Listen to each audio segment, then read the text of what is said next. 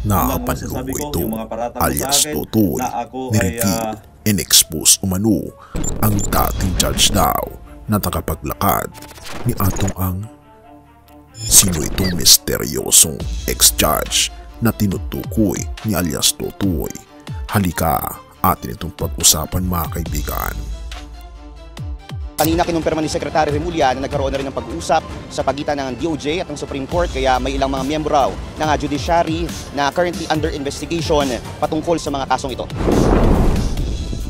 Nakapanlumo ito mga kaibigan, si alias Totoy at ang ex-judge na fixer umano ni Atong Ang. Isang revelasyong gumulantang sa publiko na parang eksene sa pelikula ng sindikato, pero sa totoong buhay pala nagaganap. Binabanggit ni alias Totoy ang isang dating juwes na ngayon iniimbestigahan bilang fixer umano ni Atong Ang. Pero teka, hindi lang yan. May binanggit si Justice Secretary Boying Remulla, ilang miyembro raw ng hudikatura, iniimbestigahan na rin ng Korte Suprema. Bakit? Ano ang kinalaman nila sa misteryosong pagkawala ng mga sabongero? Hindi ito ordinaryong balita. Ito ay isang bombang unti-unti nang sumasabog, pero hindi pa to ang lahat dahil habang ang mga pangalan ay hindi pa isinasa publiko, ano pa ang kayang pasubugin ni alias Totoy? Nakakilabot mga kaibigan, hintayin mong marinig ang buong kwento. Ayon sa mga nakalap na ulat ng agenda report ni Joash Malimban ng Bilyonaryo News Channel, may umanong dating hukom na naging fixer sa loob ng Philippine Charity Sweepstakes Office o PCSO. Hindi basta fixer ng mga dokumento, kundi tagapamagitan di umano ni Atong Ang, isang pangalan na matagal nang nasasangkot sa iba't ibang kontrobersiya sa mundo ng sugal, sabong at gaming operations. Pero ito ang mas matindi, iniuugnay ngayon si alias Totoy bilang whistleblower. At ayon sa mga ulat, siya raw ang nagbunyag sa ex-judge na sangkot sa mga kadudad-dudang transaksyon. Hindi lang ito tungkol sa PCSO, ito'y may ugnayan umano sa pagkakawala ng mga sabongero. Oo, yung misteryosong kaso ng missing sabongeros na hanggang ngayon wala pa ring malinaw na kasagutan. At ayon kay Secretary Remulla, may mga opisyal ng korte na posibleng naging kasabwat. Anong ibig sabihin nito? May banta ba sa integridad ng ating hudikatura at gaano kataas ang maaabot ng investigasyong ito? Nagsimula sa sabong, pero ngayon unti-unti na nating nakikita ng mas malalim ang ugat ng problema. Isang ex-judge na fixer, si Atong Ang, muli na namang nauugnay, at dito pumapasok na naman si alias Totoy na sadyang inilalantad ang lahat ng kanyang mga nalalaman. Tanong ng bayan, may hawak ba talaga siyang ebidensya?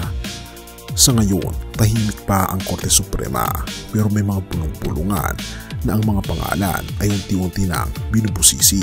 Ang tanong, kapag lumabas ang buong listahan ng mga sangkot, kasama kaya sa kanila ang mga pinaniniwalaang untouchables? At kung mapapatunayang totoo ang lahat ng aligasyong ito, lalo na ang ex-judge na fixer umano ni Atong Ang, mabubuksan ba ang pinto ng hustisya para sa mga nauwilang pamilya ng mga sabongero? O isa naman ba itong kwento ng katahimikang binili sa halagang hindi kayang tumasan ng buhay? Have mercy, O God. Ang mga nabunyag na balita tungkol kay alias Totoy, gayon din sa ex-judge na fixer umano ni Atong Ang, at ang patuloy na pag-usig sa mga nawawalang sabongero ay nakakapanlumo. Ito ay kwento ng kasakiman, pag-abuso ng kapangyarihan at kawalan ng katarungan sa mata ng tao. Pero habang binabalot tayo ng takot, galit o kawalang pag-asa, ating tingnan ang salita ng ating Panginoong Diyos na isinulat para sa ganitong panahon. Habakuk 1 verse 2, hanggang kailan ko pa ba isisigaw sa iyo, Panginoon, na tulungan mo kami? Hindi mo pa rin kami pinapakinggan. Kailangan ko pa ba idadaing na may karahasan, ngunit hindi mo pa rin kami inililigtas? Ang tanong ni Propetang Habakuk ay tanong din ng marami sa atin ngayon. Panginoon, nasaan ka sa gitna ng mga nawawala? Bakit tila pinapayagan mo mamayani ang mga tiwali? Hanggang kailan kami maghihintay ng hustisya? Pero hindi natapos ang kwento sa reklamo ni Habakuk, at ito ang sagot ng ating Panginoong Diyos sa Habakuk 1 verse 5. Tumingin kayo sa mga bansa at pagmasdan ninyo at magtaka dahil may gagawin akong isang bagay sa panahon ninyo, isang bagay na kahit sabihin ko sa inyo, hindi kayo maniniwala. At ito ang mabuting balita. Hindi man natin makita ngayon ang hustisya, kaibigan, ang ating Panginoon Jesus, ang katuparan ng dakilang plano ng ating Panginoon Diyos. Sa krus ng ating Panginoon Jesus natagpuan ng hustisya at awa. Ang krus ay ang sukdulan ng kasamaan ng tao at ang sukdulan ng kabutihan ng ating Panginoon Diyos, dahil kahit makasalanan tayo, inibig niya tayo.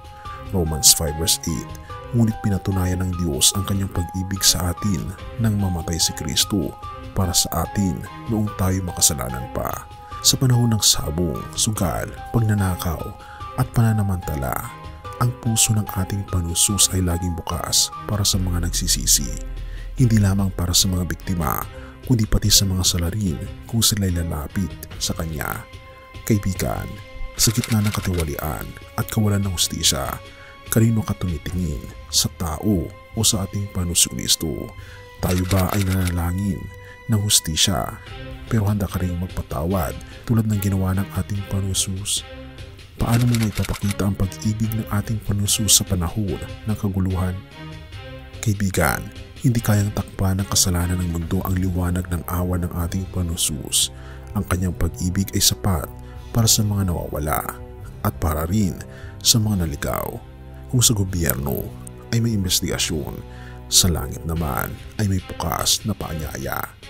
Mateo 11 verse 28. Lumapit kayo sa akin, kayong lahat na nahihirapan at namibigatan, at kayo'y aking papahingahin. Purihin ang ating Panginoong Diyos at tayo manalangin. Ama naming Diyos na makapangyarihan sa lahat, sa gitna, Panginoon, ng kaguluhan sa aming mundo, kayo po ang aming pong kaligtasan. Tulungan niyo po kami, Panginoon, na makamit ang tunay na kapayapaan sa aming puso at makita parati ang magandang plano ng aming Panginoon Diyos sa amin. Dahil nauna na pong ibinigay po ninyo ang inyong pong anak na si Jesus upang sa ganoon ay makita po namin ang magandang kinabukasan ng bawat isa. Pinupuri po namin kayo at pinapasalamatan, o aming Panginoon Diyos, sa inyong pong kabutihan sa amin, at patuloy niyo pong gabayan ang mga kaibigan po namin, ang mga mamayang Pilipino, at gayon din ang lahat ng tao sa buong mundo. Salamat po sa pagdinig ng aming mga panalangin, o aming Panginoon Diyos, at patawarin po kami sa lahat ng aming pagkukulang at pagkakasala, sapagkat ito po ang aming samot hiling sa matamis na pangalan ng aming Panginoon Jesus. Amen. Bago natin ipagpatuloy, kaibigan, siya nga pala ang Great Controversy, na isa sa mga pinaka-kontrobersyal na libro dahil tumutukoy ito sa mga propesiya sa libro ng Daniel at Revelation na nagaganap na sa panahon natin ngayon, bago ang pagdating ng ating Panginoong Diyos ay pinamimigay na namin ng libre sa pamamagitan ng PDF. At ito ay nasa limited lamang na panahon, kaya i-click mo sa description sa baba upang ma-avail mo, kaibigan, ang napaka-importanteng libro ito na magbubukas sa iyo sa mas maliwanag mong hinaharap. Purihin ang ating Panginoong Diyos at tayo magpatuloy.